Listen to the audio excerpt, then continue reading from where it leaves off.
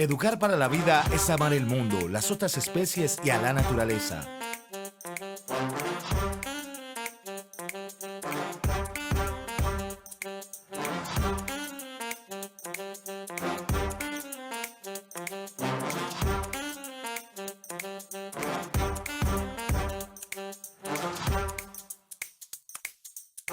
Es dejar el mundo en las mejores manos.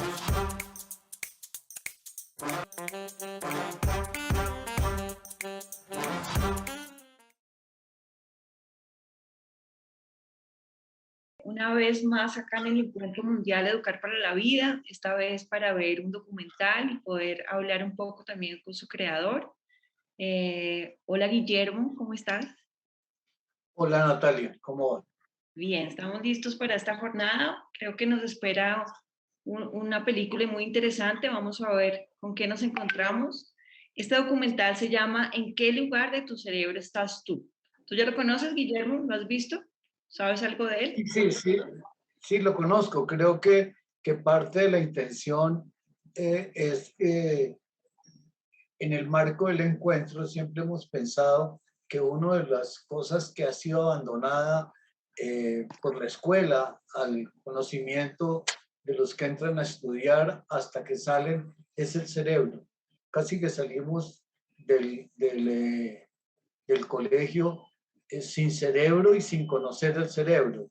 Al final creo que el aporte del documental que elaboró Ángel es un documental que muestra como múltiples visiones de lo que la gente piensa es el cerebro y algunas, digamos, algunas filmaciones muy interesantes y creo que vamos a disfrutar el documental y del documental tendremos un diálogo con Ángel Becasino, que es el director, productor del documental. Perfecto, perfecto. Pues entonces los invitamos a todos a disfrutar este documental y que se queden luego del documental para poder hablar un poquito.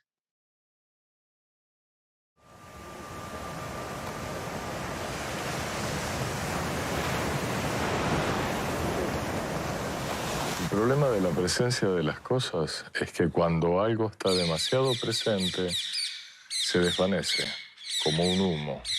No lo ves.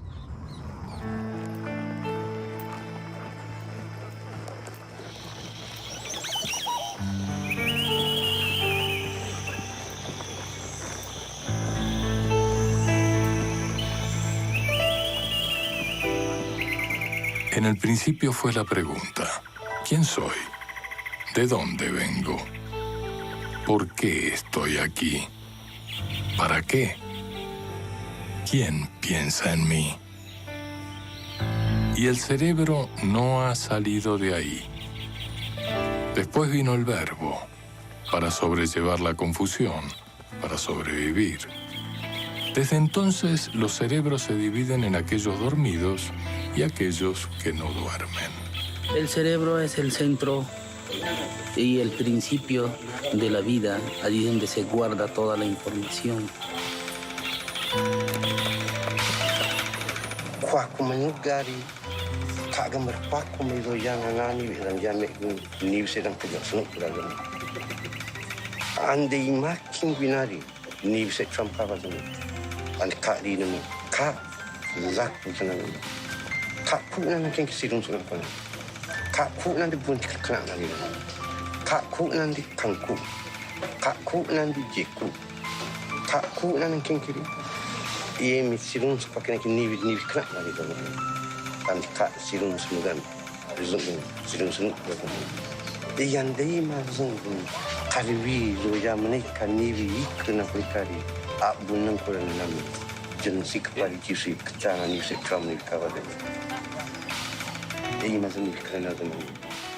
Dice el Mamo que todo lo que existe, todo lo que fue creado del principio, nosotros lo conservamos y lo vivimos en nuestras memorias.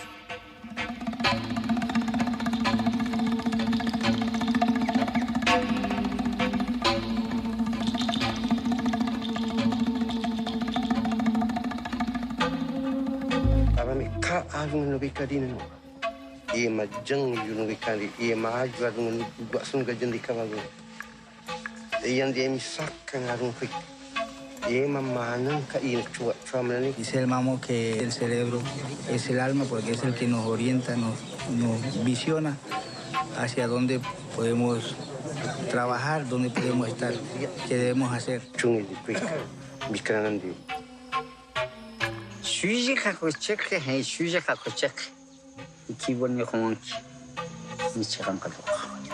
Dice, cuando nos morimos, la carne, el cuerpo queda en la tierra. Pero el pensamiento se va arriba.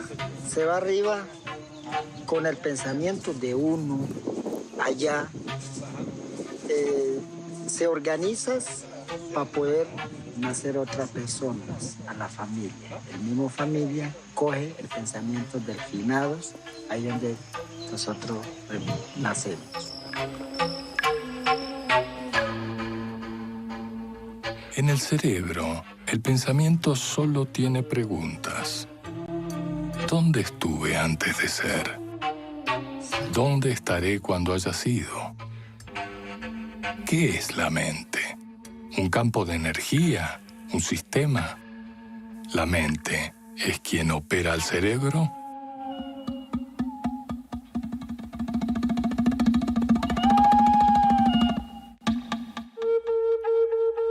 Hace 2500 años, un discípulo de Pitágoras estaba convencido de que el cerebro era la sede de la mente. Luego, el cerebro de Aristóteles, que tanto pensó para estimular el pensamiento de los demás cerebros, se opuso a esta idea, afirmando que la sede de la mente era el corazón. Que el cerebro no era más que un sistema para enfriar la sangre.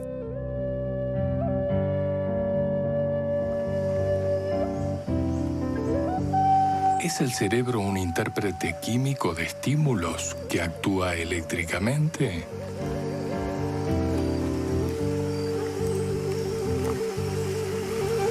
¿El cerebro es un decodificador del mundo o un modificador? ¿Pensamos con el cerebro o él traduce lo que el mundo piensa en nosotros?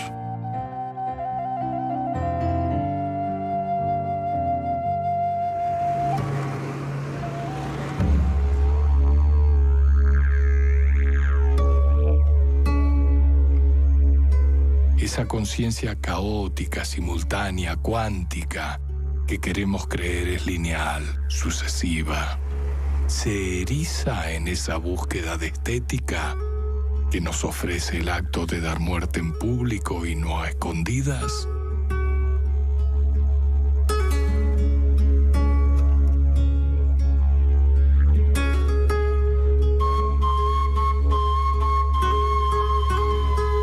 ¿Qué busca un cerebro humano enfrentando al cerebro hermano de un animal, lastimando, hiriéndole para obligarle a participar en un ritual en el que se convoca a la muerte guardándose la carta de matar?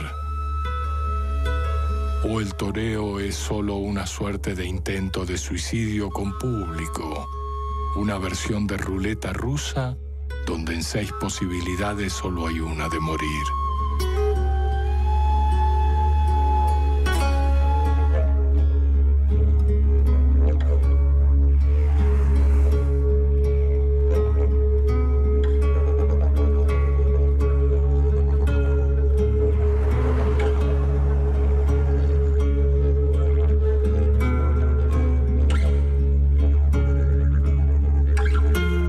Más piensa el cerebro, más preguntas aparecen.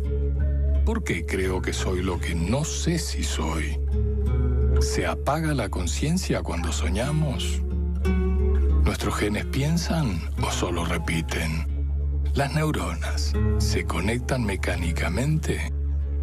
¿El sufrimiento es solo una lectura que el cerebro hace del dolor? El cerebro es una máquina que es más que una máquina. Es una máquina, es inmenso. No hay nada en el ser humano, ni siquiera en toda nuestra complejidad, que no pueda ser explicado hoy o mañana como un asunto fisiológico, químico y eléctrico. Lo que tiene el cerebro no hay una máquina que pueda superarlo. Hay cerebros y cerebros. Los hay conscientes del milagro que es la vida, agradecidos, que piensan con belleza. Y los hay inconscientes, que piensan con odio, que aniquilan la vida porque creen que la acumulación de muerte es riqueza.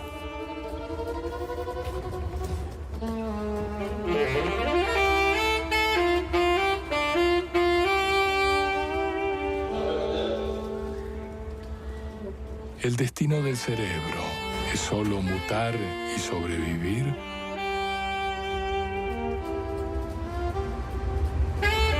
La más ardua tarea del cerebro es hacerse cargo de sí mismo.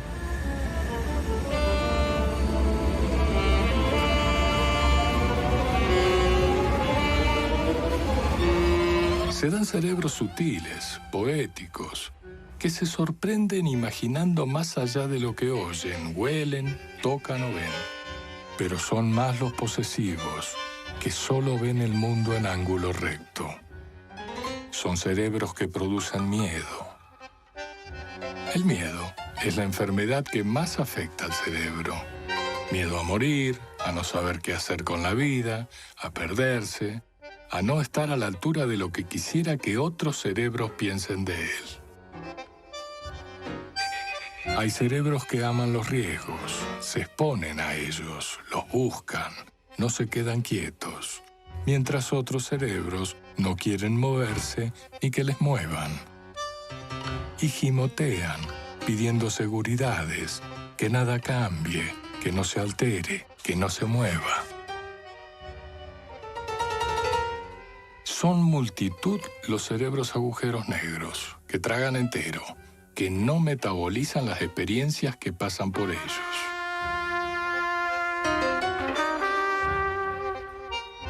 Pero hay cerebros que se preguntan y se preguntan, porque les excita el conocimiento.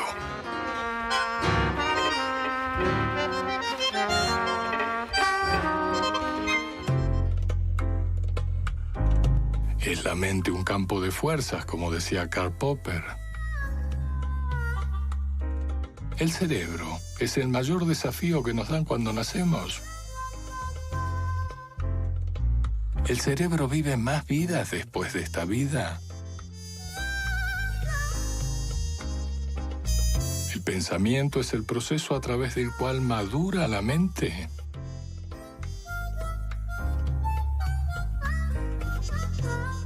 ¿Estamos atrapados en redes neuronales?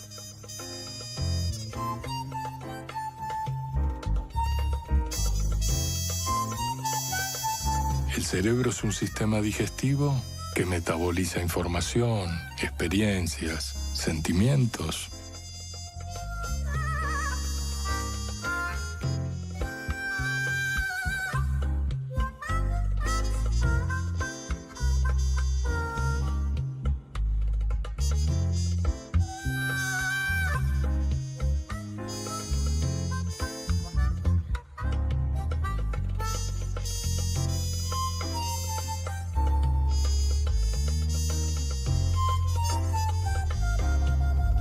Esas bolsas biológicas que denominamos yo o nosotros. Células, hormonas, proteínas y fluidos respetuosos de las leyes químicas y físicas conocidas. Son las que hacen sufrir al cerebro cuando le dicen aquello de «ya no te quiero».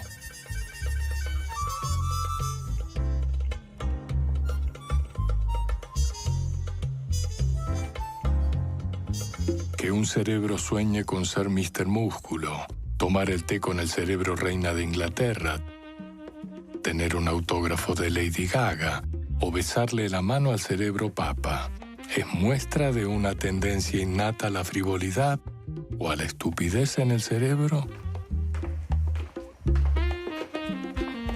¿Necesita el cerebro tener sentimientos decorativos?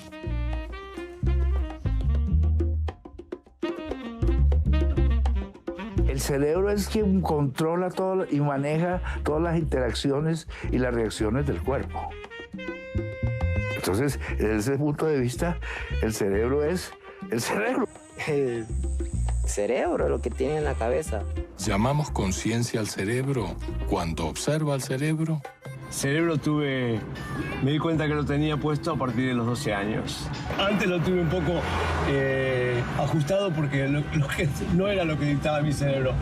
Era como que me lo manejaban. Tenés que estudiar, tenés que hacer esto, tenés que comer, tenés que hacer gimnasia. Entonces ese tipo de cosas hacía que quizás no me daba cuenta que el cerebro era mío, sino que lo estaban utilizando los demás. Yo lo empecé a usar y hoy lo uso. Tenía 15 años y a partir de ahí descubrí no solamente mi cerebro, mi relación con mi cerebro, sino mi relación con el cerebro de los demás. Porque empecé a ver que los demás son seres pensantes, ¿no? Me di cuenta que tenía cerebro hace 30 años, ahora tengo 74, o sea que a los 31.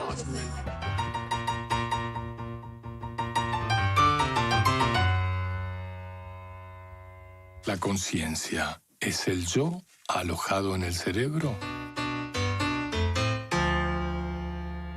Mi relación con mi cerebro es regular.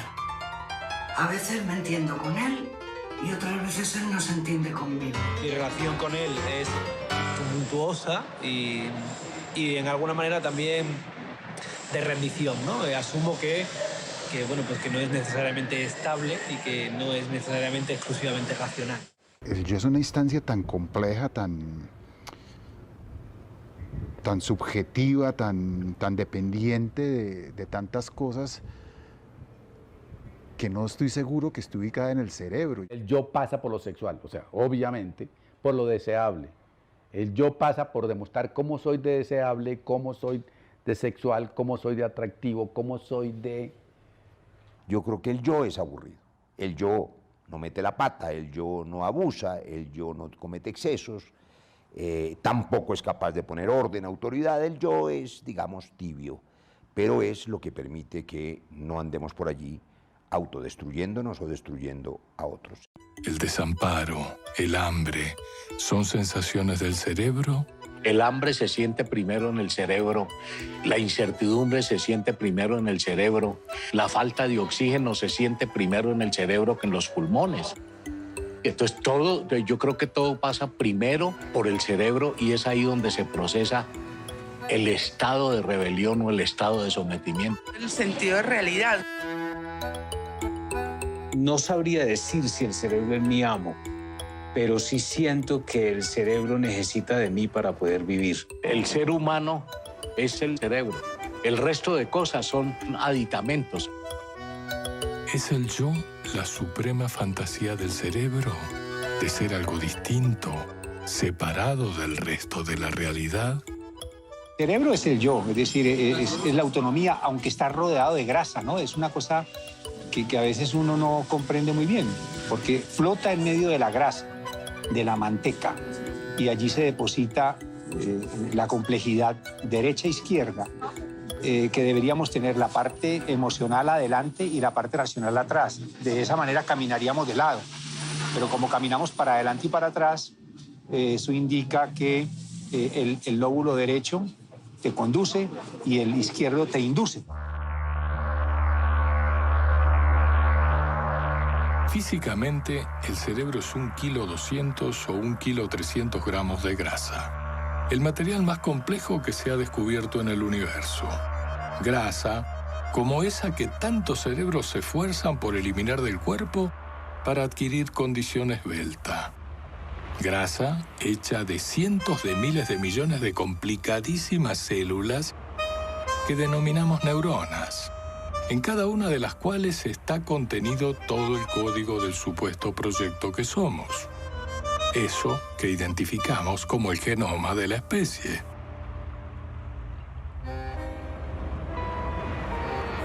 ¿Y si la despreciada grasa que acumula nuestro cuerpo fuera un potencial de ampliación del cerebro?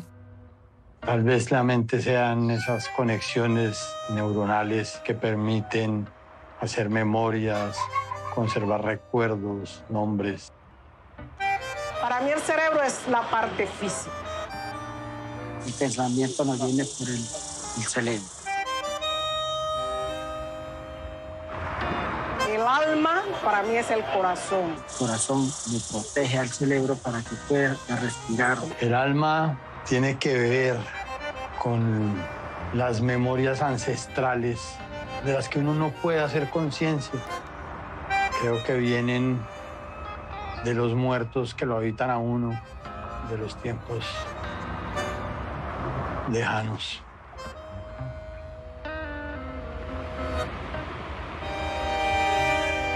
El alma vendría a ser el lado irracional de la conciencia. ¿O es una articulación entre cerebro y sociedad, como pensó John Locke en el siglo XVII hablando del self, la persona? ¿Es la conciencia lo que nos abandona en el momento de morir? ¿Y si la conciencia resulta no ser más que una pretensión del ego del cerebro? La conciencia es individual y el alma colectiva.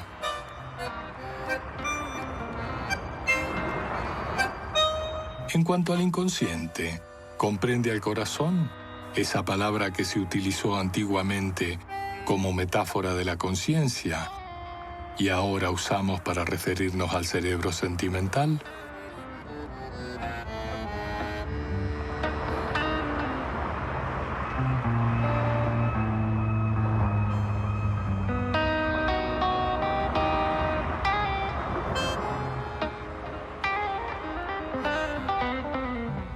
La mente es como la que guarda todo, es como nuestra reserva de todos nuestros pensamientos y de todas las cosas que nos han sucedido.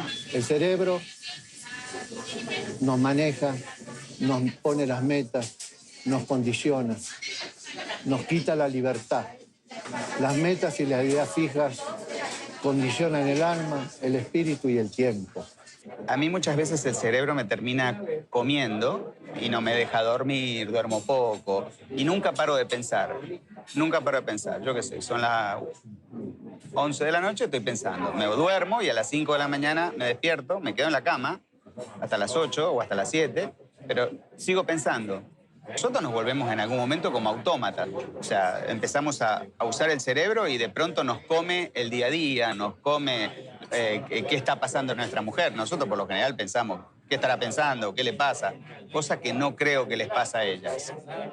Yo no creo que las mujeres estén pensando en qué estamos pensando nosotros. Nunca lo... Bueno, por lo menos yo sentí que nunca era así. La relación de la mujer con el cerebro ¿es diferente a la del hombre? Uy, pues no sé si la relación de las mujeres con el cerebro sea diferente, pero debe ser diferente porque el cerebro es en últimas como la terminal del resto del cuerpo. Y ya que la relación de las mujeres y los hombres es distinta con el resto del cuerpo, pero es distinta también con el mundo, en parte por el condicionamiento cultural y en parte por la forma del cuerpo, entonces seguramente sí es distinta la forma como las mujeres y los hombres vemos el cerebro. Siento que un cerebro de una mujer tiene un espectro más amplio de observar cosas, de administrarlas, incluso de manipularlas. Yo creo que los hombres son más pasionales, por decirlo así. Las mujeres somos mucho más racionales, sabemos cómo se debe actuar, qué es lo que debemos hacer, y los hombres son muchísimo más pasionales y se dejan llevar de pronto por el momento. El tuyo funciona diferente al mío, o al de mi mamá, o al de mi tío, o al de mi primo, o al de mi amigo. Todos los cerebros son distintos. Cómo el hombre y la mujer perciben el mundo es totalmente distinto. Cómo se orientan es distinto. Por ejemplo, la orientación masculina del mundo es de coordenadas. Y la de la hembra, porque no solamente el humano, también lo tienen los mamíferos, es de referencias. Porque las necesidades son distintas. El cazador tenía que ir muy lejos y regresar al sitio, tenía que orientarse. Y la hembra, que no salía tan lejos a cazar, tenía que tener claras referencias del entorno para poder protegerlo. Usted ve una película con una mujer, interpretan la película. El hombre cuenta los hechos y la mujer cuenta todas las sensaciones, emociones vinculadas a los hechos. Somos absolutamente diferentes. Y eso está dado por zona del cerebro. Es más, hasta la anatomía del cerebro masculino y femenino es distinta. Las capas celulares del hipotálamo en la mujer son diferentes a las del hombre. Evidentemente el hombre no es circadiano, es menos cíclico. No es lunar, la mujer sí es lunar. A mí eso me parece fascinante. Los hombres somos más emocionales que racionales y a pesar de lo que piensan muchos machos latinos, las mujeres son más racionales que emocionales. La diferencia del cerebro de hombre y mujer creo que es un tema básicamente cultural. No hay diferencia de ningún tipo. El cerebro de la mujer no pesa menos que el cerebro del hombre, no mide menos que el cerebro del hombre y no se usa menos que el cerebro del hombre. Pienso que la diferencia grande está entre parir y no parir. Entre el dolor de parir y el dolor de no tener esa responsabilidad. Yo creo que los hombres y las mujeres tenemos el mismo cerebro, pero creo que lo asumimos de forma distinta. Los hombres creo que son más conscientes de lo emocional y menos cerebrales, y por el contrario, creo que las mujeres a veces queremos ser más emocionales, pero le buscamos como siempre un sentido a las cosas y estamos buscando una explicación cerebral a lo que hacemos, a lo que decimos, a las decisiones que tomamos. La mujer no es igual como nosotros que piensa, como los hombres. Nosotros los hombres pensamos otras cosas que no piensan las mujeres. Sí venimos con un chip totalmente distinto. Yo veo las mujeres más optimistas que los hombres. Los hombres son como más pesimistas. Yo creo que las mujeres no viven su cerebro de una manera diferente, sino que lo condicionan para que justifique algunas reacciones o reflexiones que tienen respecto de la vida, del amor, de los hijos, del trabajo. Los hombres son conscientes de su espacio y su entorno inmediato y su trabajo inmediato y pueden desenchufar partes de la existencia y conectar otras en momentos distintos. Ellas pueden almacenar una cantidad de información que uno ha desechado. Te pueden decir, ¿te acuerdas que hace 3 años estábamos y yo vi esta foto que te llegó? Y uno, pero ¿cuál foto? No te hagas, su registro de memoria es mucho mayor. Yo creo que dentro de mí siempre hay un lugar de mi cerebro que está pensando en lo que viene, en lo que tengo que planificar, en cómo hacer para que mi vida funcione desde el punto de vista sentimental, emocional, pero también doméstico, financiero. Y eso lo tengo siempre trabajando en el lado de mi cerebro. Mientras que los hombres se pueden dedicar a una sola tarea y hacerse de fondo en ella. Puede sentir el cerebro la curvatura de la mente y pese a ello insistir en la linealidad, la obsesión con causa y efecto. Hay una parte del sentimiento que nace solo, pero que uno racionaliza y vuelve consciente. Y ahí es cuando uno siente que es uno con su cerebro. Mi cerebro es mi cerebro. Es como la lengua que utilizo para degustar una buena comida. Es un órgano, un instrumento exterior que lo utilizo para poder sobrevivir en esta sociedad. Yo sí creo que el cerebro físicamente es una parte del cuerpo como cualquier otro órgano. En últimas, el cerebro es músculo. Y yo sí creo que se ejercita y se desarrolla dependiendo de las necesidades y como de toda la evolución que ha tenido la persona, y el tema genético también influye. Yo tengo la concepción de que mi cerebro es la herramienta que me dice mover un dedo, que mueva que mueva lo otro, que hable, que escuche, que vea, que lo mame. Para mí el cerebro es como el motor que maneja todo mi cuerpo. Desde mi idea es lo que genera la idea, pensamiento. Y está la idea del miedo a esta soledad que es estar vivos, la angustia del desconocimiento del sentido y la respuesta funcional, Dios, que abre toda otra inmensidad de preguntas. Es el cerebro más vasto que el cielo, más profundo que el mar y pesa tanto como Dios, dice el poema de Emily Dickinson.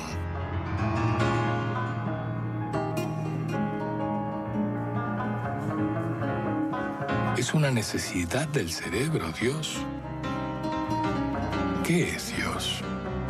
¿El cerebro es Dios? ¿Dios tiene cerebro? ¿Somos esclavos de Dios? ¿La mente humana es la más perfecta creación de Dios? ¿Dios es el tiempo? ¿Y el espacio es una de sus manifestaciones? ¿Y si el tiempo no es constante? ¿Afectaría esa inconstancia al sentimiento? ¿Tiene el cerebro zonas libres de Dios? Así como no sabe qué hubo antes, el cerebro no sabe qué puede haber después y teme. Y como salida, descubre la posibilidad de una luz y asume el poder de crear un creador, Dios. El miedo a la muerte, esa suprema oscuridad en que desaparece la vida, hace que la capacidad de abstracción del cerebro cree a Dios, como un cerebro superior que reflejamos. Una vez creado, el cerebro atribuye poderes a ese Dios que espera en el más allá. Es quien todo lo crea, todo lo sabe, todo lo puede. Es quien tiene todas las respuestas. Pero al crear a ese creador, el cerebro comprende su poder, la capacidad de crear. Y al comprender el poder, comprende el ámbito de la tarea, el sentido de su vida, crear, continuar creando. Pero hay cerebros y cerebros, y no todos sintonizan en la misma comprensión. Entonces, entra en escena el control, la posibilidad de impedir, como forma de poder. Y a partir de ahí se enfrentan y conviven el poder de crear y el poder menor de controlar, el que ordena y preserva el orden. Así queda planteado el conflicto entre la libertad de creer y crecer en conocimiento y comprensión, o el miedo que conduce a creer, el requisito para el orden, aceptar lo desconocido como límite, como barrera sagrada, en vez de asumirlo como invitación a descubrir.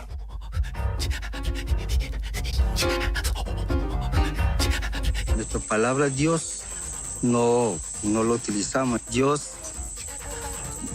hablamos, nuestro Padre Serán, el creador de la tierra, que organizó, que ordenó todo el territorio y el mundo. Yo soy generado por mi cerebro. Yo soy mi cerebro. Mi cerebro es el que me genera, pero sin embargo yo puedo observar mi cerebro. Yo soy mi cerebro, pero yo al mismo tiempo puedo observar mi cerebro. Si al yo puedo observar mi cerebro, puedo hablar con él. El cerebro es distinto a lo que yo soy. Siento que yo tengo que estar alimentando el cerebro, que el cerebro se tiene que estar llenando de mí como individuo.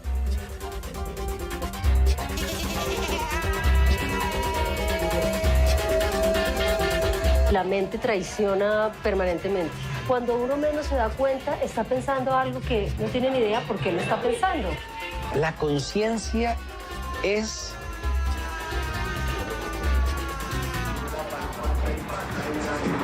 lo que consideramos. La conciencia es el dolor. Todos los eventos en la vida son neutros. Tu mente es quien le establece la emoción. Así como el miedo conduce al apego, que es la negación de la libertad de crear, el amor, gran principio creador, es una consecuencia de esa libertad. Y con él, el cerebro danza, acaricia, sonríe, besa, lame, se humedece, busca el éxtasis a través de los sentidos. Y en ese camino, el cerebro se enamora, desea a otro cerebro. Te enamoras solo, te enamoras en casa, te enamoras pensando en la persona que has conocido, te enamoras con las cosas que te cuentas de la persona que has conocido, te enamoras con una conversación contigo mismo después de conocer a la persona que has conocido. El que se enamora es el cerebro, el que se enamora, el que te lleva a tomar opciones es ese órgano, ¿no? Yo creo que el enamoramiento es un problema cultural. Es por el romanticismo que te enseñaron, pero en el fondo no es más que unas hormonas que quieren satisfacer un deseo sexual. El cerebro modula mucho, ¿no? Con el tiempo te empieza a dar instrumentos para convivir mejor, ¿no? Entonces te da alarmas, claramente, ¿no? Uno se enamora y hay un momento en que el cerebro te va dando las alarmas que eso ya no va, eso ya se acabó. Pero uno insiste, ¿no? El cerebro tiene una cosa que es un mundo emocional. Y en ese mundo emocional hay una parte que ama y esa parte no tiene opuestos, sino tiene una intensidad. Pero yo siento que no aparece en mi cerebro. Yo siento que esa intensidad aparece en el plexo y que es como si fuera una energía que me llena, que me vacía la mente y que me permite recibir como si se volviera disponible el cuerpo, si se volviera disponible esto que es y habitara el amor. El amor llega, está, se vuelve intenso, se decanta y se va. No lo puedo manipular y no lo puedo producir de ninguna forma. No es mío. El amor habita fuera de mí. El amor es un disparo al alma. Eso es lo que es el amor, un disparo al alma. El amor es la conexión más fuerte. Cada vez que tú entras en una conexión tienes que entrar limpio de corazón. Limpio de corazón.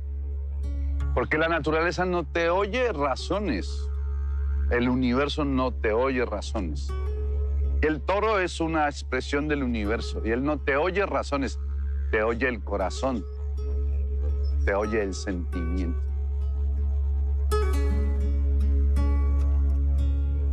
Hay veces que tú puedes decir, la pasión está por un lado, acá no hay amor, ¿sí?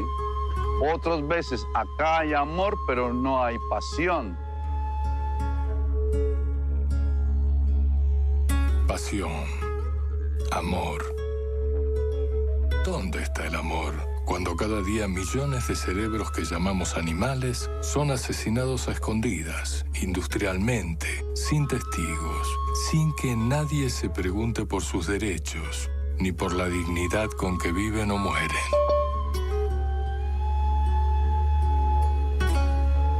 Es por hipocresía que el cerebro prefiere que toros, vacas, cerdos, pollos, corderos mueran de esa forma, evitándole el peso de ser consciente cuando devora sus cuerpos.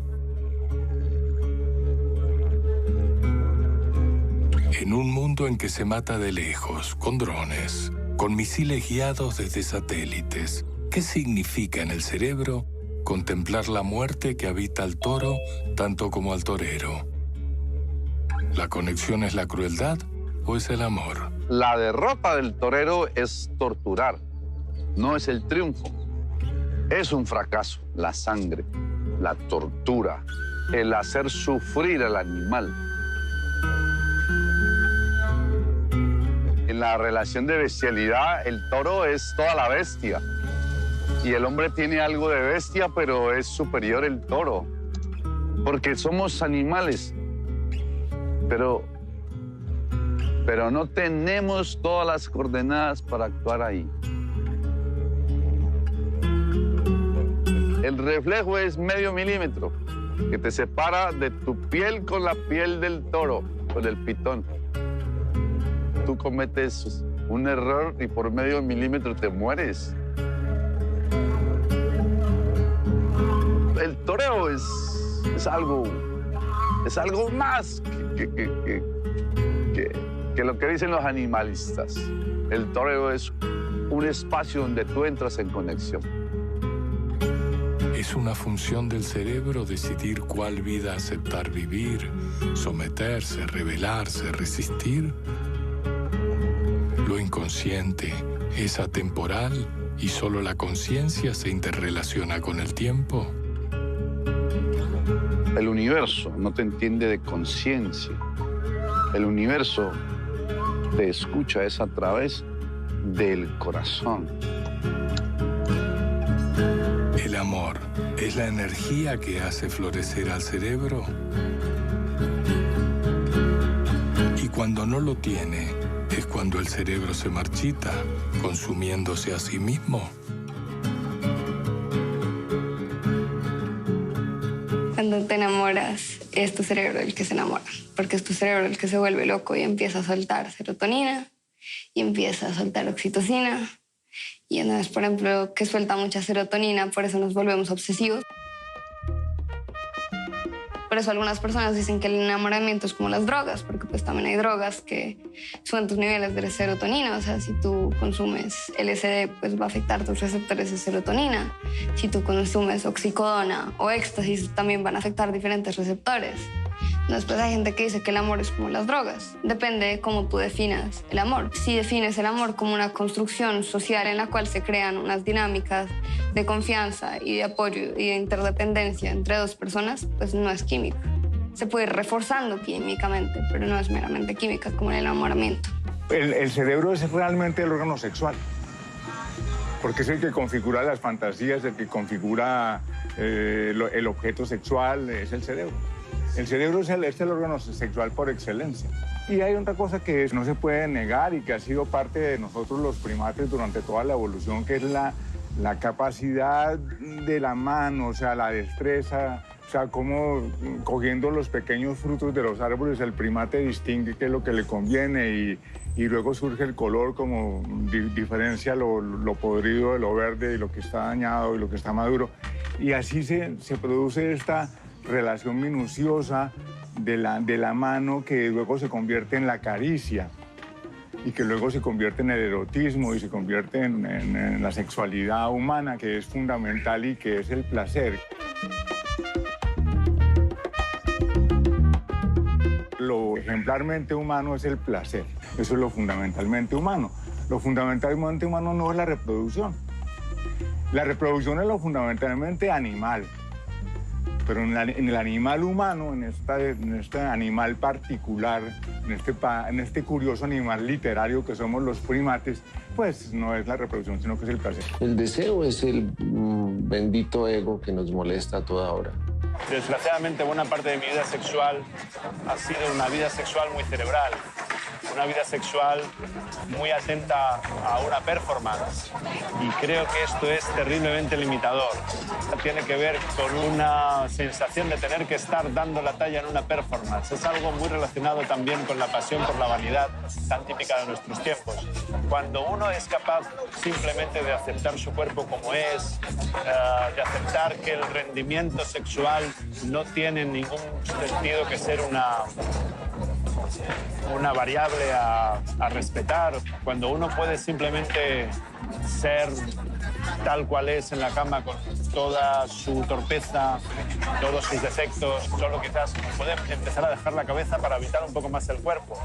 Y solamente en ese momento quizás uno se dé cuenta de que el sexo tiene que ser egoísta, porque el sexo que se vive desde la cabeza es un sexo performático destinado a satisfacer la vanidad, y es decir, a satisfacer la mirada del otro sobre uno. Pero el sexo que se vive desde el cuerpo y desde los sentidos es un sexo egoísta, que viene a ser el sexo que nos dice que el orgasmo es como la tierra, para quien se lo trabaja. Los cerebros manifiestan tendencias sexuales. Unos quieren penetrar en otros. Otros desean que los penetren. Algunos solamente que los exciten un poco. O excitar a otros.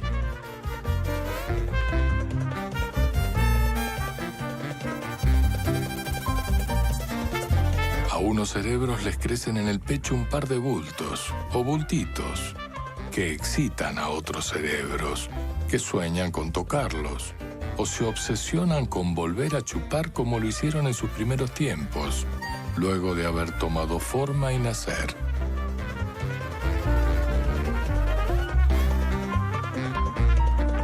Hay emociones que engendran en el cerebro sentimientos. Así, unos cerebros se enamoran de otros y hay otros que se enamoran de sí mismos. Hay cerebros celosos que no soportan que otros cerebros se toquen con el cerebro al que ellos creen haber seducido hasta someterlo, y por eso lo etiquetan como suyo, refiriéndose a esos otros cerebros como mi esposo, mi compañera, mi novio, mi amante. Y hay cerebros que quieren reproducirse, traer al mundo otros cerebros, criarlos, educarlos, moldeándolos, mutilándoles tendencias, fomentándoles otras. Y luego les heredan posesiones, ideas, costumbres, un apellido. Porque es una tendencia de muchos cerebros la obsesión con dejar recuerdos. Fortunas, muros, obeliscos, inventos, pensamientos. Son cerebros materialistas que quieren apoderarse de todo aquello que tiene valor porque otros lo necesitan. Cerebros que nunca se satisfacen, que odian aquello del lucro cesante. Cerebros que destruyen selvas o ríos para conseguir ganancias con monocultivos o extrayéndole órganos al planeta, minerales, combustibles. Cerebros a los que no les importan los costos de lo que hacen, las externalidades, como denominan a la destrucción del medio ambiente, la miseria de millones, la extinción de la vida. Porque para ellos la realidad son los símbolos, la acumulación de dinero, la posesión de una mayor cantidad diaria de aquello que llaman riqueza. Privar a otros de lo que necesitan. Retenerlo.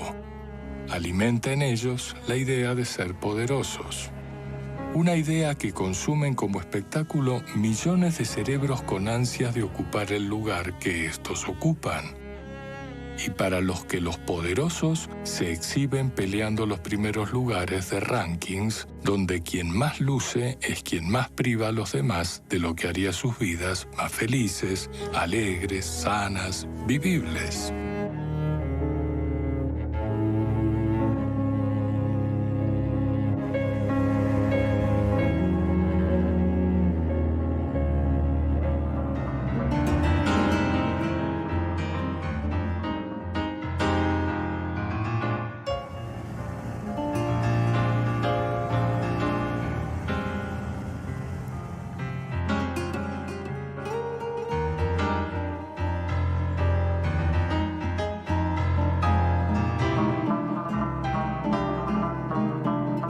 Así como hay cerebros que hacen crecer el mundo, o que lo protegen, lo cuidan, existen también los que suelen obsesionarse con esos símbolos, que ven gloria en la destrucción de otros en nombre de la nación, la patria, la bandera, y piden a otros cerebros dar su vida, dar sus hijos, derramar sangre por esas banderas. Existen cerebros que quieren reglas, orden, y los hay que solo observan lo que se manifiesta y lo acompañan, y a veces aportan ideas, gestos, acciones, e inciden en la evolución de algunas consecuencias. El cerebro te dice cómo deberían ser las cosas. Por ahí las ordena, pero después entran a tallar un montón de otras cosas que no son tan fácilmente gobernables. Y esas influyen tanto como el cerebro. Hay cerebros que se ponen al frente de otros cerebros más débiles, que los guían, los despiertan o los duermen. Cerebros inseguros de sí mismos, que para sentirse bien necesitan contar con masas de cerebros que los sigan, que los alaben, los veneren. Y hay cerebros relajados, que no dudan de lo que son, y por eso se comportan con humildad, y se alegran cuando encuentran a otros con quienes unirse para pensar juntos, proponerse intentos, construir futuros para muchos más que ellos. Pero la mayoría de los cerebros se comportan como máquinas. Son prisioneros de repeticiones, de rutinas, giran en círculo, y cuando se mueven, solo se están alejando para regresar a lo mismo.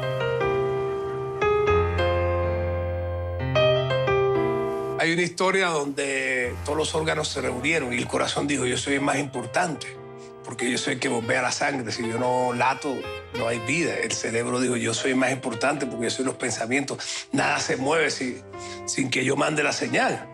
Y el culo dijo, ¿y yo qué?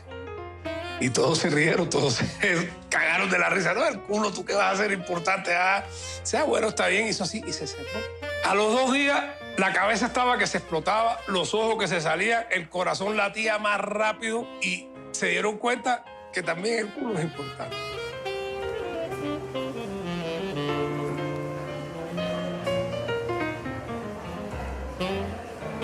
Tristeza, pena, melancolía, celos, angustia, ansiedad, depresión. ¿Son fallas del cerebro o debilidades del ego?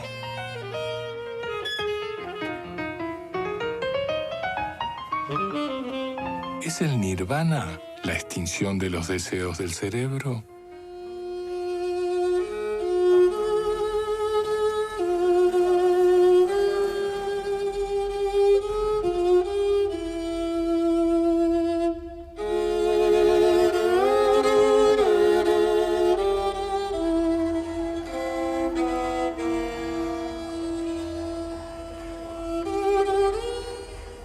¿La felicidad de que habló Epicuro es la satisfacción de los deseos o es el control de la lujuria por la razón que se supone es la encargada de brindar paz a la mente?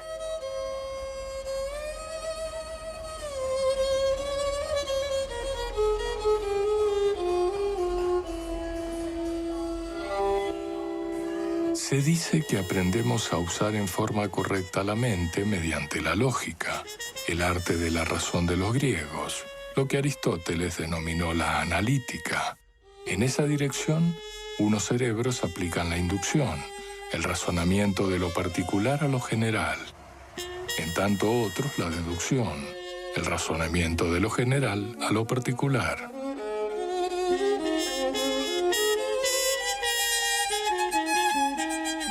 Y se tiende a apreciar a los cerebros calculadores, pragmáticos, que no vacilan en utilizar a otros cerebros cuando les son útiles.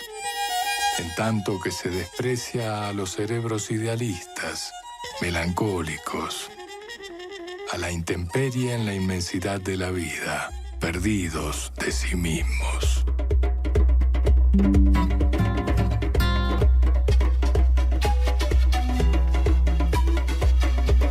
El cerebro es una cosa para mí bastante abstracta. Nunca pienso en mi cerebro, pienso en mi corazón, pienso con mis emociones, pero el cerebro no... Para mí está ahí, pero no pienso en él.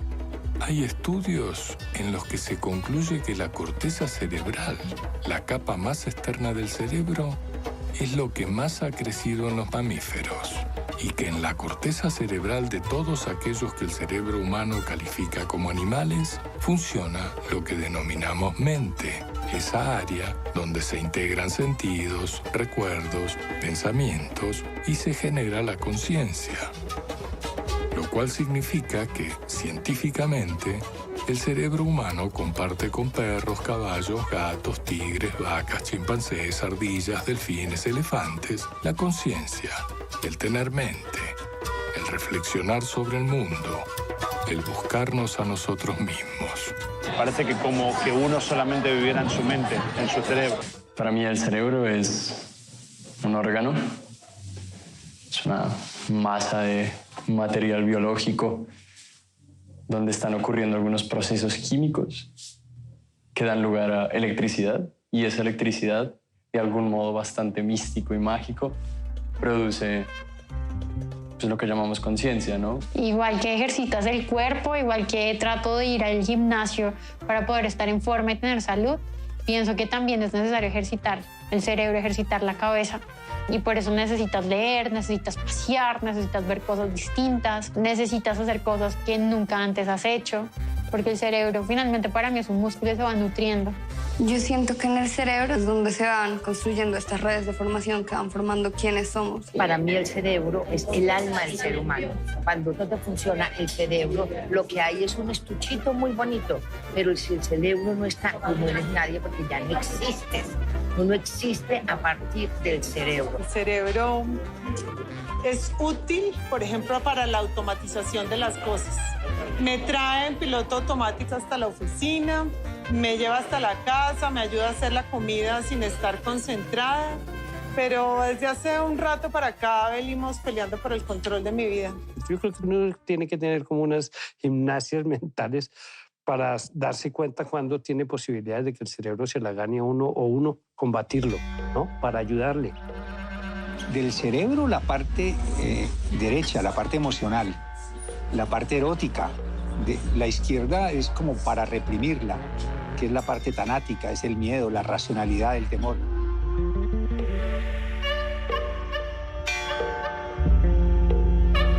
El cerebro es un estado de pregunta, una inquietud.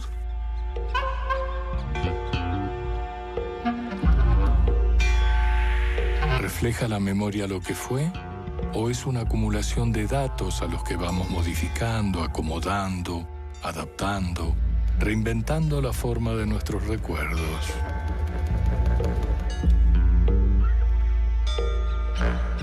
Solo es cuestión de práctica estar despierto, comprender cuestiones, tomar decisiones dentro de un sueño.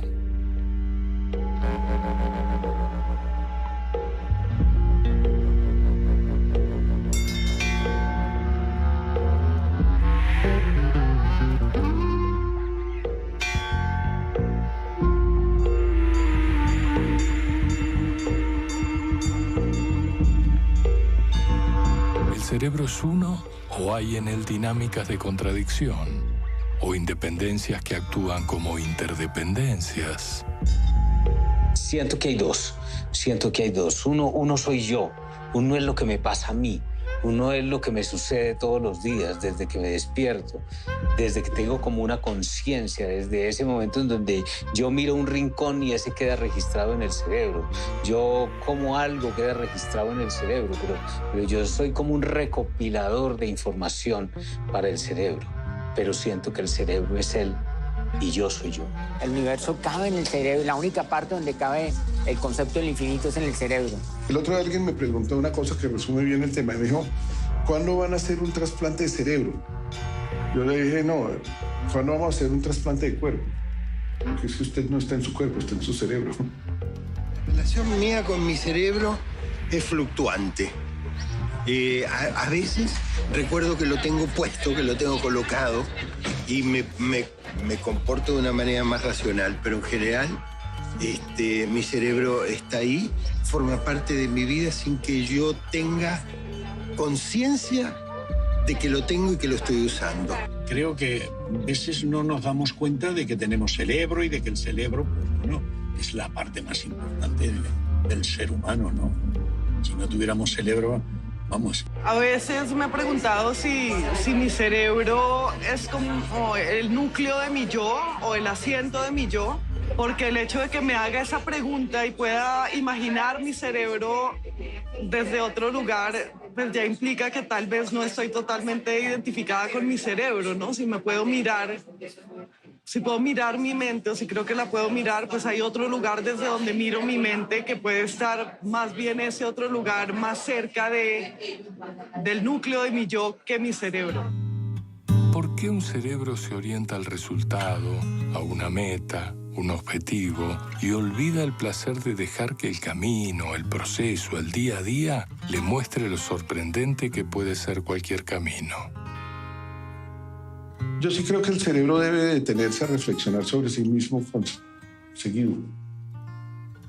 Porque una de las cosas que nos ha pasado a los humanos es que cada día observamos menos y suponemos más.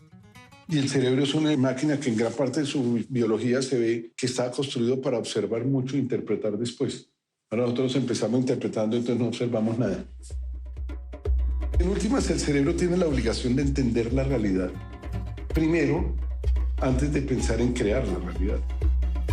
¿Es una patología esa obsesión con el logro de la penetración en el círculo o una costumbre adquirida? Freud nos habla de 3 estados, ¿sí? del mundo interior de los seres humanos. Él habla del ello, él habla del yo y habla del superyo. Nosotros, según lo que él plantea, hablábamos de que el ello es el lugar donde nacen los instintos. Y el lugar donde nacen los instintos, pues creo yo, es el lugar en donde por primera vez el cerebro tiene conciencia de proteger ese ser que lo habita o en donde habita. ¿Por qué? Porque el cerebro es el que le ha permitido, mediante estos mensajes de la intuición, hacer que la especie sobreviva. Por eso creo que no es una separación en que tenemos un mundo interior separado del cerebro, sino que más bien es el cerebro el que en sus inmensos secretos que guarda, ¿sí? Tiene esa capacidad de proteger ese ser en donde él habita. Porque yo creo que el cerebro habita en un cuerpo que le toca y pues él hace todo lo posible porque ese cuerpo que le toca pues esté lo más saludable para que él pueda funcionar. Tenemos un cuerpo físico con el que hacemos cosas, un cuerpo volitivo con el que queremos cosas, un cuerpo emocional con el que sentimos cosas y un cuerpo mental con el cual creamos cosas. El cerebro tiene para mí 3 partes. Tiene una parte que yo le llamo el disco duro, donde está depositado la información de todo lo que yo he aprendido desde que aprendo.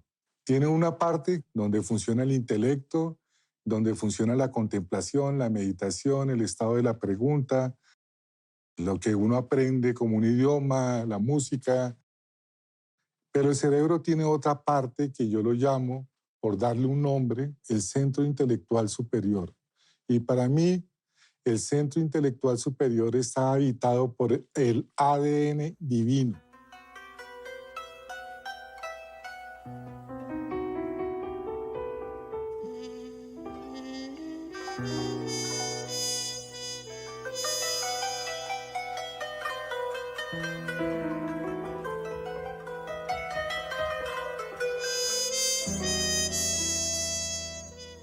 Dentro del hombre existen 12 hombres diferentes.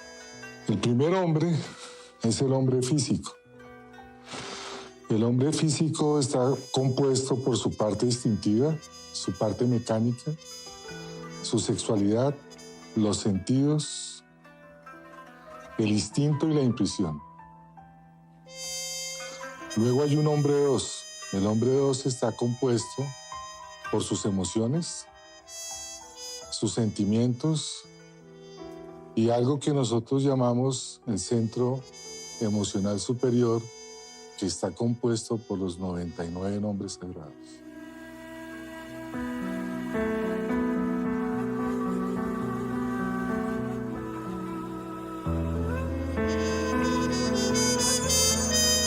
Luego tenemos un hombre número 3, que nosotros llamamos el hombre intelectual, o en el que prima el intelecto, que está formado de esa parte por un disco duro, que es el que guarda toda la información que nosotros aprendemos en el transcurso de la vida, cuando comenzamos a aprender, por la razón y el intelecto, las funciones como la comparación, la contemplación, el estado de pregunta, la observación de las cosas.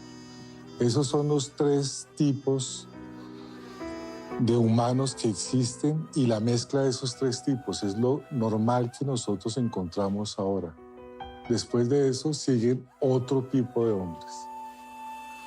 El hombre número 4 es el que es consciente de esas 3 partes dentro de él y las empieza a conocer en el presente.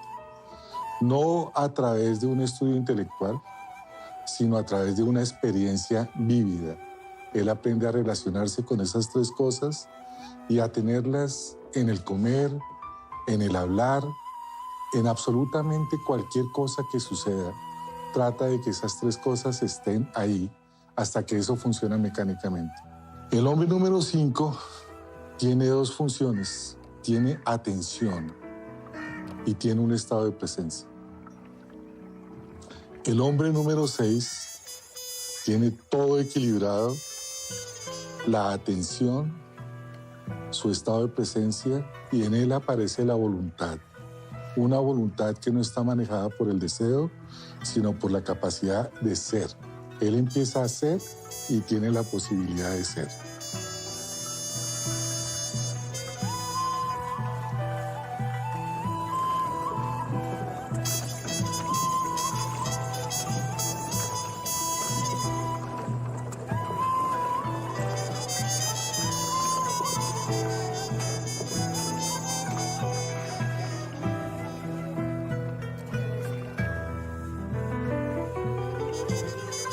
¿Quién en el cerebro decide abrirle la puerta al lobo o arriesgar la vida defendiendo al cerdito?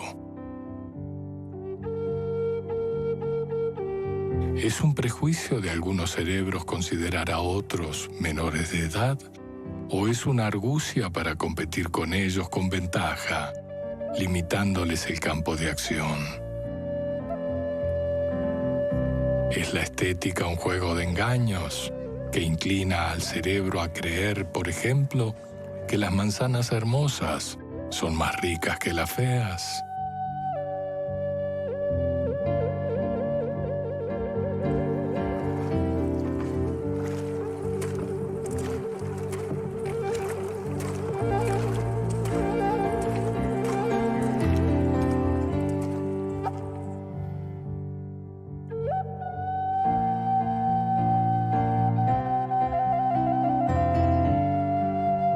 ¿Cuál de los niveles del cerebro es el que se obsesiona con el destino y consulta al oráculo, el zodíaco, el tarot o al horóscopo chino? La superstición es algo fundamental para la evolución humana. Porque sin la superstición, los Homo sapiens no hubieran cruzado los lagos sin saber qué hay del otro lado. Entonces, la superstición le dio la posibilidad de creer que existía un ser superior que los iba a ayudar a cruzar. Dios es una fantasía.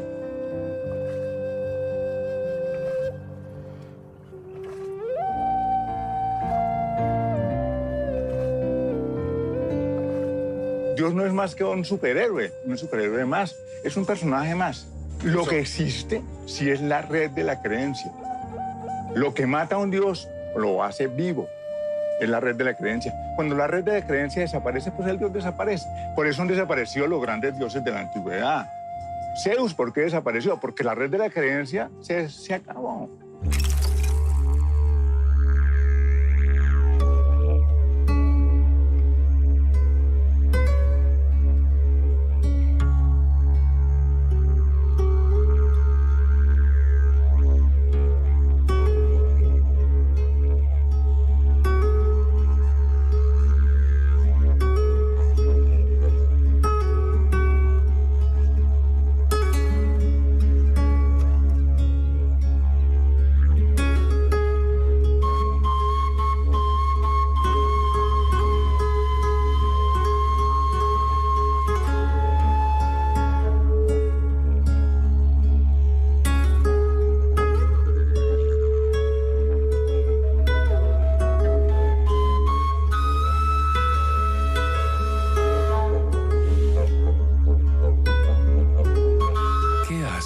Al cerebro la tarea de cuidar.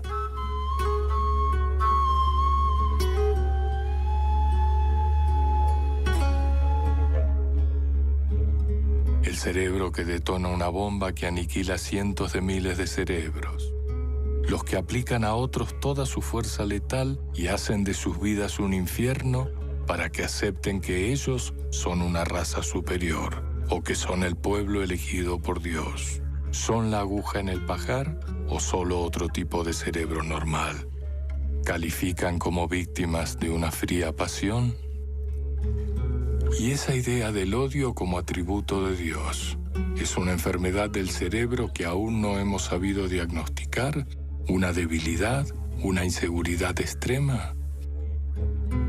Algunos de los hindúes lo toman como la respiración y piensan de que la entrada y la salida del aire al cuerpo es Dios, que entra y sale todo el tiempo, por eso utilizan la primera técnica de meditación trascendental, ¿no? Por ahí la cosa, no sé cómo lo ve cada uno Dios, pero Dios es una palabra de 4 letras nada más.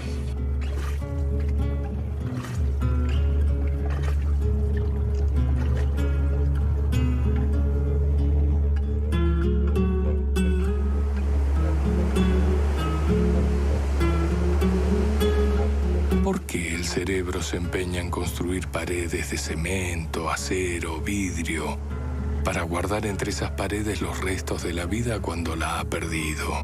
¿Es otra manifestación del temor a ese después de la vida? ¿Ese miedo que, pese a todos los esfuerzos por creer, no ha resuelto la idea de Dios?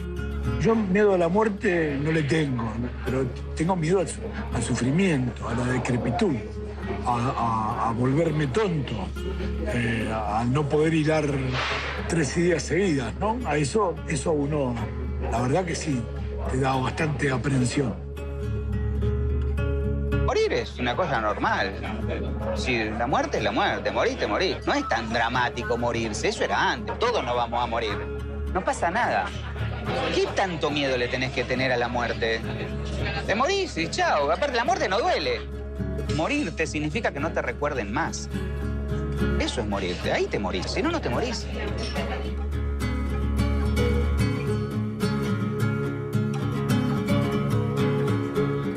¿Es un estado de ensoñación la muerte? La muerte es la extinción del cerebro.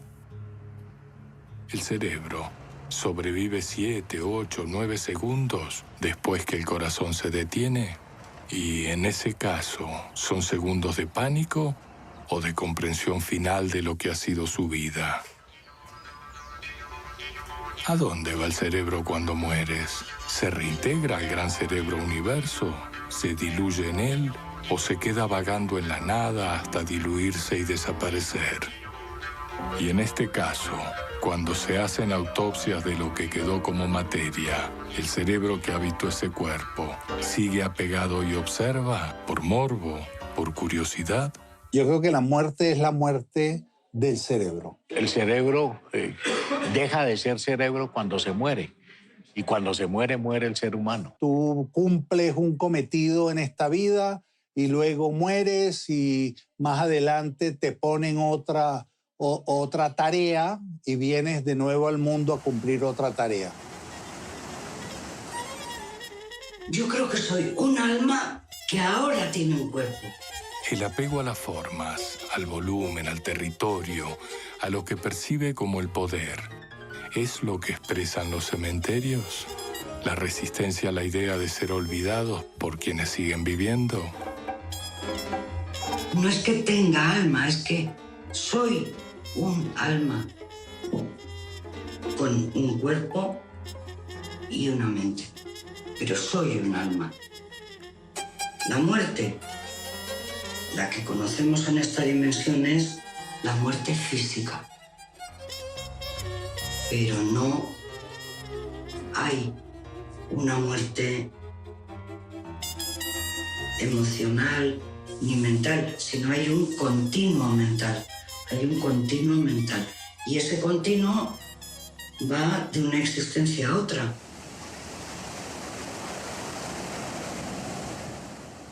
El morir es obviamente una emoción empírica, no puede tener que ver con la racionalidad. No, uno no muere en su cerebro. El morir de las neuronas es la muerte de las celulitas que se llaman las neuronas. Cuando muero, muere mi entidad, mi ser, mi cuerpo, mi ser como individuo que tiene un nombre y una biografía.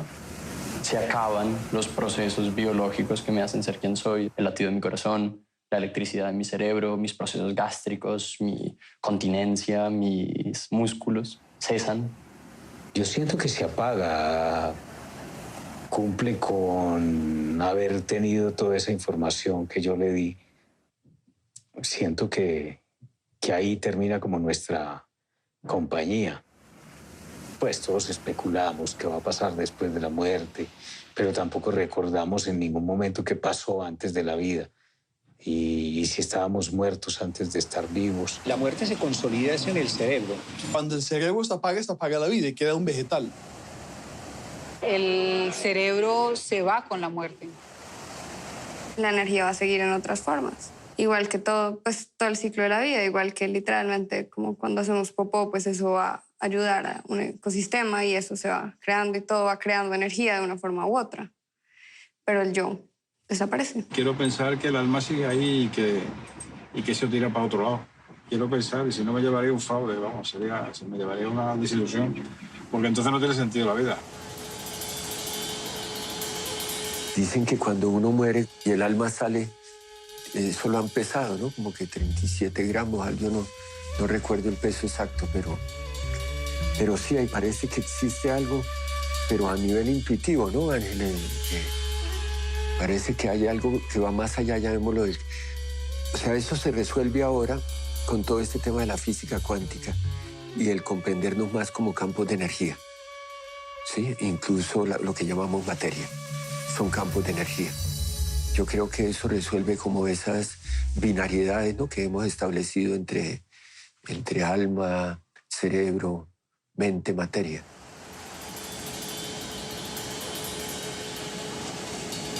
Yo no creo que uno se muera. Creo en el más allá, pero no en un más allá espiritual, sino que nosotros somos no solamente cuerpo, sino mente. Lo que hemos construido con la mente está ahí porque también es materia. Y por lo tanto, creo que cuando hay una gran masacre de gente, es un genocidio. Pero cuando hay el atentar contra esa segunda parte de nuestra vida, que es la herencia espiritual, ahí también hay un memoricidio, porque nosotros vamos más allá de la muerte física. Me aterra saber que no existe nada más. O sea, te morís, supuestamente te morís y no existe nada más. Se acabó. A no ser que pase algo que uno no sabe. Por ahí te reencarnás en algo o volvés en otra forma, no sé. Pero la sensación de decir, bueno, no existo más, es jodida.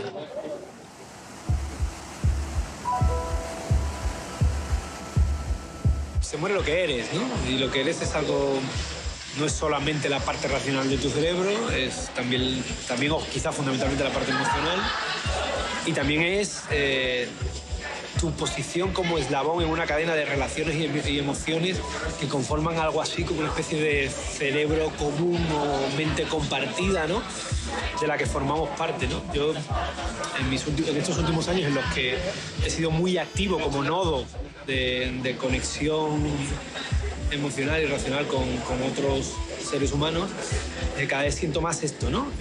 Cómo somos parte de una cosa mayor que realimenta nuestra forma de pensar, tanto como lo hacen nuestras propias emociones, ¿no? Creo que hay un cerebro colectivo que realimenta de forma dialéctica los cerebros racionales y las partes emocionales de lo que somos, ¿no? Bueno, yo creo que hay un cerebro colectivo, pero es cultural. Es la cultura que se va acumulando y va produciendo comportamientos, ADNs culturales de alguna manera. Existe un inconsciente colectivo más que un cerebro colectivo. De todas maneras, el poder que tiene el mundo psíquico sobre el cerebro es altísimo.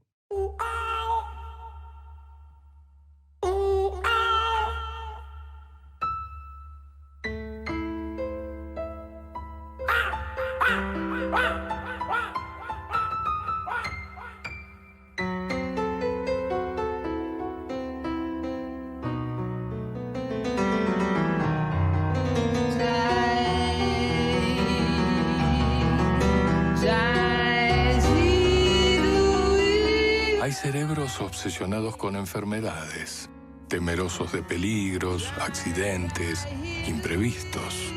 Y hay cerebros que observan las angustias de esos otros cerebros y sienten pobres. Y a veces les duele por ellos.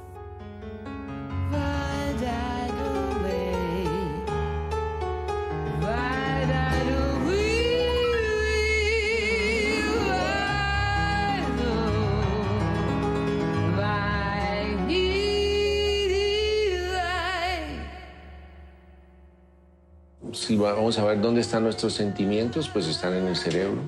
Si vamos a ver dónde están nuestros pensamientos, están en el cerebro. Por lo tanto, yo consideraría que el alma sí está en el cerebro. Yo sí creo que el alma es la que usa el cerebro para muchas cosas y para, más que todo, pues darle órdenes al cuerpo. Pero no creo que el cerebro sea el que sea todopoderoso. Yo sí creo que tiene mucho que ver el alma y la energía y el universo. La orden viene del cerebro, pero viene también de lo que nosotros sentimos en el alma. Cuando algo te da miedo es porque te afectó el alma. Si concibes el alma como una energía, concibo que es la energía eléctrica que nos mantiene vivos. El espíritu es el que anima el cuerpo, ¿no? La electricidad que me corre por dentro y que hace que el cuerpo se mueva, que funcione. El cerebro es una conciencia local que me permite conectar este cuerpo que tiene electricidad con la realidad. Y el alma soy la Paula que está aquí hoy, que estuvo en otras vidas y que se va y vuelve o se queda. Nosotros estamos habitados de algo, que es habitados de alguna cosa, porque lo que se le va a uno cuando se muere no sabemos qué es, pero es una cosa increíble que lo llena a uno en todos los sentidos. Otro problema es si el espíritu está adentro del cuerpo o si es el cuerpo el que está dentro del espíritu o animado por el espíritu desde otro lado y el espíritu no esté aquí para nada, sino comunicándose con cerebro y resto del cuerpo desde otra parte. Si los imanes se desmagnetizan en unos 3 o 4 siglos de la escala de tiempo humana, ¿podría concluirse que la memoria también se desintegra en el tiempo? Aquí está el hipotálamo, está aquí. Por eso esta es una de las estructuras más delicadas del sistema nervioso. Y aquí un poquito más abajo, mire cómo están pegadas, está esto que es el hipocampo, que es donde están los centros principales de la memoria y los recuerdos. Lo que denominamos alma son los sentimientos.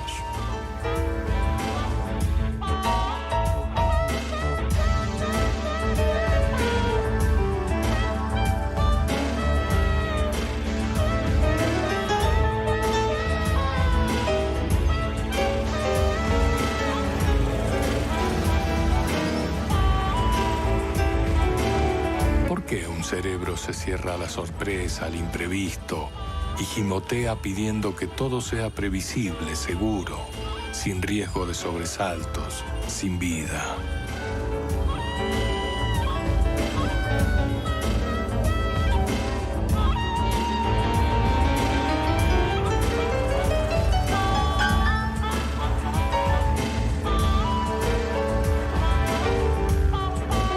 El aburrimiento ¿es una reacción de incomodidad del cerebro?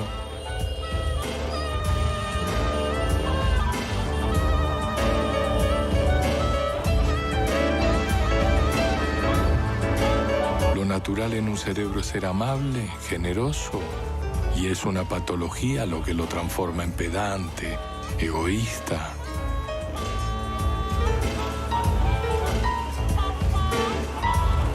Después del haber estado vivo, algo del cerebro, el alma, el pensamiento, el espíritu, la memoria, permanece como en una nube, en suspenso, congelado, esperando su siguiente momento.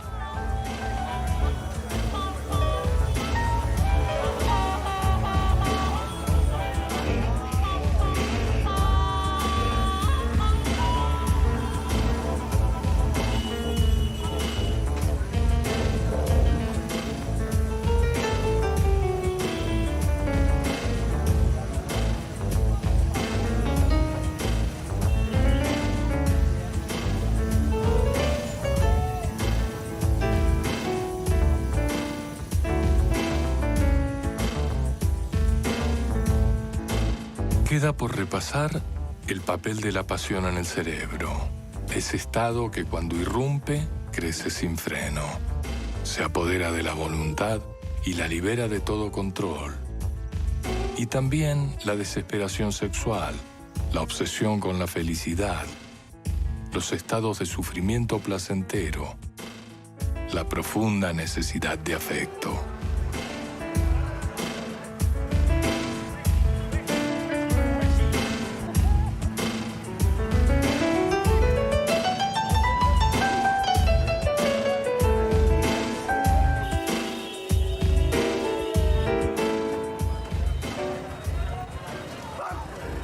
Queda por preguntarnos qué es la intuición. ¿En qué medida le afecta al cerebro que la mentira sea un problema ético-moral o solo un punto de vista más? Si la acumulación del pensamiento genera electricidad estática, si la estética responde a una evolución intuitiva o a una formulación racional inestable, si la libertad es el vértigo derivado de la posibilidad de decidir todo el tiempo. Quedan por reflexionar la dependencia cerebral de la respiración, la voluntad de vivir, la pretensión de cambiar el mundo, los sentimientos de frustración, de futilidad, el sufrimiento, el desgaste, la desidia, los sentimientos compensatorios.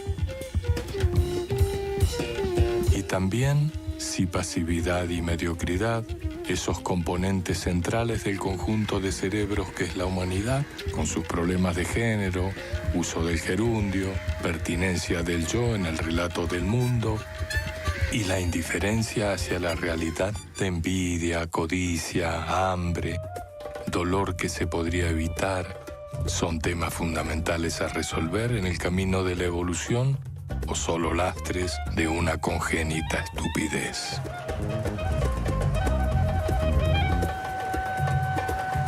Quedan por observar los fantasmas de cerebros antiguos que aún nos rondan.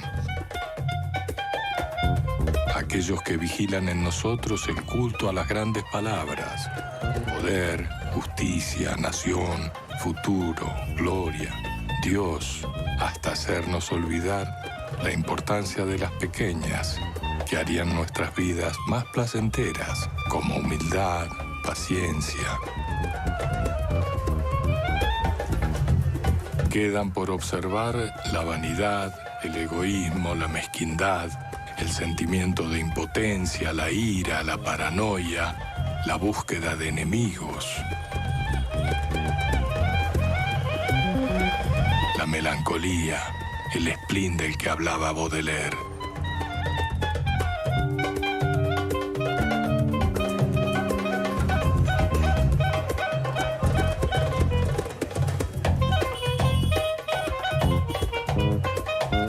El cerebro comienza a pensar de manera incorrecta cuando le metemos las emociones, cuando a través de esas emociones le metemos una cantidad de impulsos o de insumos equivocados y no dejamos el escenario de pensamiento aséptico.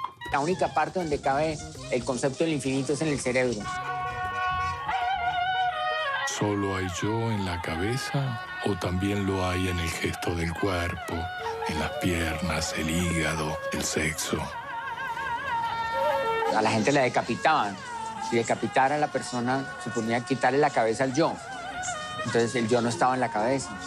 Y ahora definitivamente el yo está en la cabeza. Si los médicos están contemplando que el trasplante de cuerpo se puede, es porque todo lo que constituye el yo está en esta torre de control que llamamos cerebro. Tal vez el yo sea una forma de sinapsis particular. Nuestro subconsciente es el que nos ordena, es el que nos manda. Y nuestro consciente se da cuenta de lo que queremos hacer 1 o 2 segundos después de que hayamos comenzado la acción. De modo que pues no existe el libre albedrío. Quien nos manda y nos dirige de una manera prácticamente dictatorial es el subconsciente.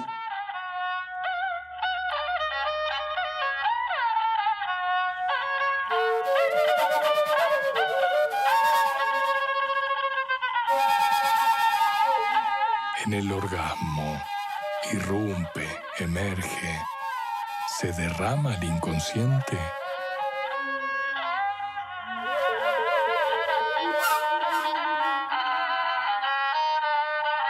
¿Hay un más allá del cerebro? Como que hay algo más allá del cerebro. Pero ese algo más allá hablamos de alma, hablamos de espíritu, o si el alma y el espíritu están contemplados dentro del cerebro también, ¿no?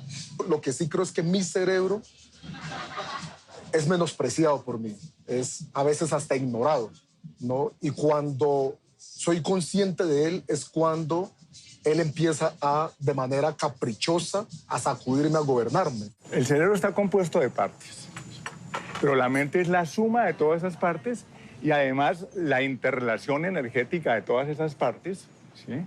Y esa suma de interrelación energética de todas esas partes crea un elemento que está en la mente misma, que es un elemento energético que fue lo que configura el yo. ¿Sí? Que no se puede decir que sea físico en el sentido de que, bueno, energía y materia son lo mismo, pero hay un momento en que se es energía y que se es materia, digamos.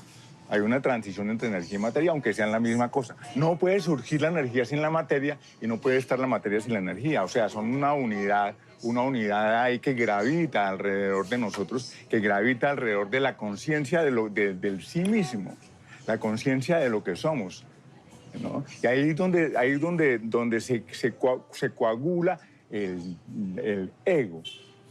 El ego es un gran triunfo del Homo sapiens, que es esa coagulación en el que el individuo se mira al espejo y dice, ese soy yo. Y ese soy yo es esa culminación de esa mente, cerebro, que se coagula en el ego y se da esa particularidad tan extraña y tan peligrosa y tan maravillosa que es el ego humano, es el individuo. Queda por saber si cuando un cerebro cae de un 10º piso impulsado por alguna tristeza y revienta contra el suelo, la memoria del dolor que produjo esa tristeza escapa del cráneo, se riega por el mundo o queda estancada en los fragmentos. Queda por ver si la locura es una defensa para sobrevivir cuando la realidad sobrepasa la capacidad de respuesta del cerebro, cuando se repliega sobre sí mismo y se debilita el deseo de vida. Y así podríamos continuar si la familia es una estructura defensiva del cerebro, si la atención es el verdadero estado de presencia viva y la distracción es acumulación de muerte.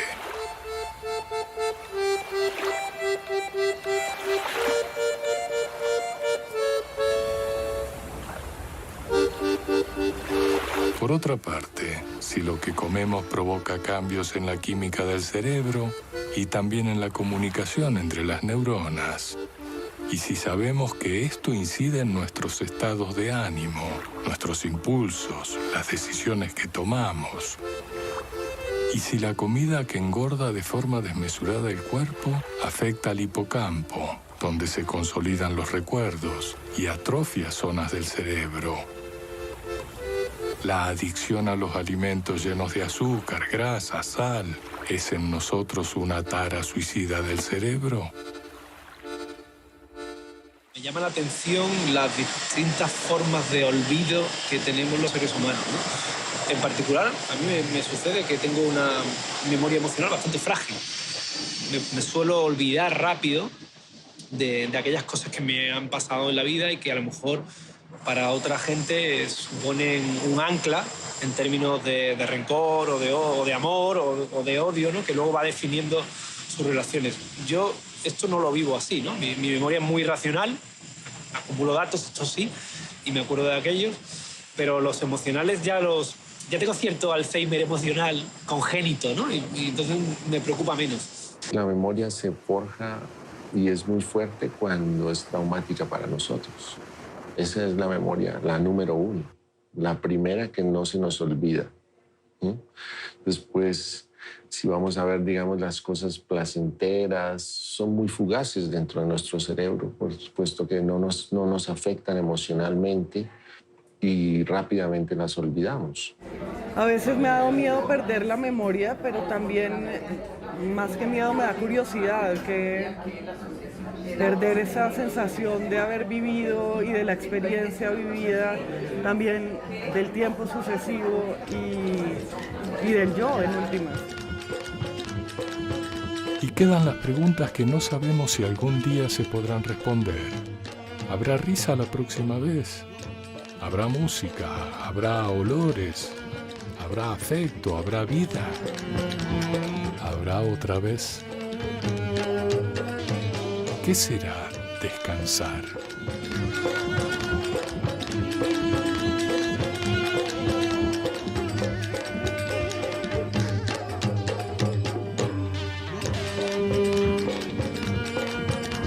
¿Quiénes somos?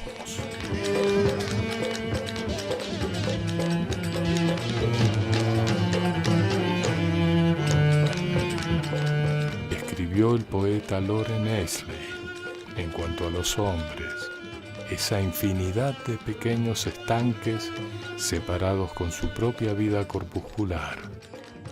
¿Qué son sino la manera en que el agua ha conseguido ir más allá del alcance de los ríos?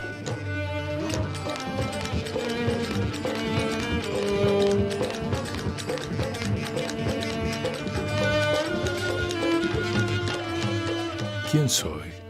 ¿Por qué estoy aquí? Nacemos en estado de pregunta y partimos sin haber encontrado respuesta. La vida es la pregunta.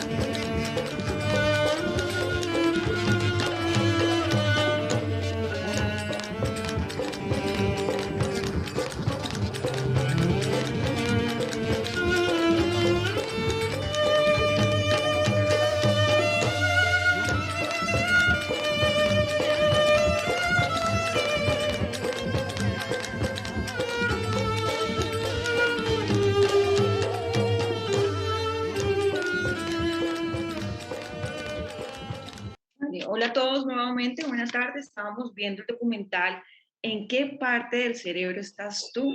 De Ángel Casino. Quiero presentarlo antes de entrar en una pequeña charla. Entonces, Sin duda, pues Ángel Becasino es un polifacético colombo-argentino. Es escritor, es fotógrafo, músico, publicista, periodista y, como lo acabamos de notar, es documentalista también.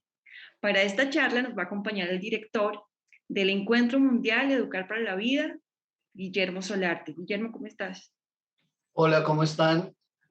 Hola Ángel, hola Natalia. Hola, hola Guillermo, Natalia. ¿Cómo están?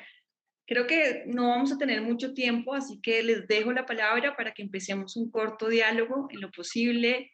No sé si quieras empezar tú, Guillermo. Bueno, primero preguntaría por qué es que no tenemos, porque tenemos muy poco tiempo.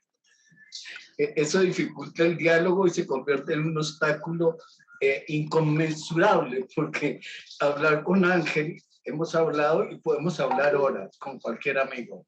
Entonces, si me dices, oye, la visita solo va a durar 10 minutos, digo, pues no sé qué hacer. Pero bueno, vamos a iniciar. Yo es la segunda vez que veo el documental, ¿no? Y he sido muy juicioso porque mi memoria todavía no es capaz de recordar el primer documental que vi. Ahora veo el segundo documental. Y creo que, bueno, la conversación es importante en tanto el tema del cerebro siempre fue como un tema clave del Encuentro Mundial Educar para la Vida. Recuerda que cuando iniciamos nuestras conversaciones, Ángel, decíamos, ¿por qué es que no nos enseñan en la escuela a qué es eso del cerebro? Viendo por esta vez el documental, voy a decir lo que se llama una brutal. ¿Sí? El cerebro es ese sistema capaz de crear y ampliar la confusión sobre él mismo. Tiene esa belleza casi poética de ampliar la confusión sobre él. ¿Sí? Quería empezar con eso, Ángel, y podemos seguir conversando. Dale, a mí lo que... Sí, estoy con el micrófono. A mí lo que me provoca la idea del cerebro, es decir, la realidad del cerebro, es la imagen de una suerte de océano inmenso, ¿no? Un océano que tiene fundamentalmente, y es lo que traté de transmitir en este documental, la capacidad de hacerse preguntas, ¿no? Más que de tratar de capturar respuestas, de capturar respuestas, ¿no? Hacerse preguntas, construir momentos de respuesta que te abran a una siguiente pregunta. Creo que esa es la gran cosa que tiene el cerebro, ¿no? Como es un poco contradictorio, ¿no? Porque el mundo de alguna manera nos lleva hacia la idea de encontrar algo que se pueda clasificar, que se cierre en sí mismo y que ya establezca una lectura definitiva. En tanto, el cerebro nuestro es como un flujo que, si no nos anclamos a esas lecturas intermedias que vamos encontrando, nos permite ampliarnos y ampliarnos, que es lo que uno encuentra cuando encuentra un libro de esos que te detonan pues el cerebro, que te lo detonan. Y lo mismo cuando uno se encuentra cara a cara con alguien, como ahora vos y yo, y conversa desde el cerebro al otro cerebro y regresa del otro cerebro a tu cerebro, en una especie de ping-pong de preguntas, ¿no? Apasionantes preguntas que te van enganchando cada vez más con esas ganas de la vida, ¿no? De vivir la vida, ¿no? Yo encuentro en ti, Ángel, un ser súper acucioso, ¿no? Como que de verdad estás todo el tiempo haciendo muchas cosas. Buena parte de ellos se da uno cuenta con tu hoja de vida, con tus oficios, pero también en el documental eso se devela con tantos viajes. Es una pregunta que te está generando movimiento, pero en el movimiento te estás descubriendo culturas, espacios, olores, sabores. ¿Qué sería, digamos, que ese mensaje que tienes de trasfondo, que te queda ahí de ese viaje y de ese movimiento constante, permanente? Sí, pues a mí desde muy pequeñito me llamó la atención la siguiente curva en el camino que uno veía, ¿no? ¿Qué hay allá? ¿Qué hay más allá? ¿Qué hay en ese lugar que uno no puede ver, no puede sentir, no puede oler? Entonces, en esa medida, capturé un poco la idea de que el mundo empieza en la punta de los pies de uno, ¿no? El mundo es el siguiente paso, el conocimiento es lo que te atreves a buscar en lo que aún no conoces.